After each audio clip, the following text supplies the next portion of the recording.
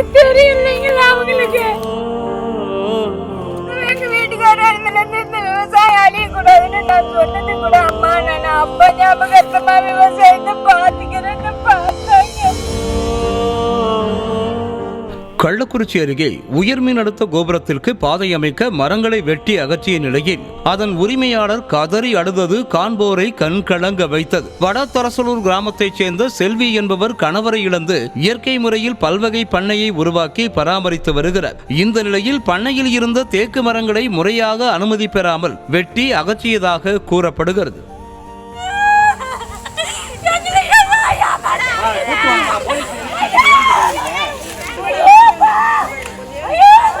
Tower போடும்போது நாங்க ஊர்ல இல்லாத போது வந்து டவர் போட்டு போயிட்டாங்க. நாங்க ஊருக்கு போற டைம்ல லைனா அந்த மாதிரி தாங்க நாங்க கேட்டதுக்கு நாங்க பாக்குறோமா நாங்க எல்லாம் நட்டிடுமா இல்லமா கம்பத்தை மாத்திரமா அப்படி நாங்க ஏன் ஒண்ணுமே பண்ணீங்க.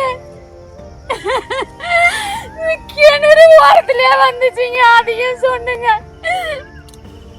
அம்மா நீங்க முன்னாடியே சொல்ல வேண்டியதாங்கம்மா அப்படின்னு எல்லாம் சொல்றாங்க ஐயா.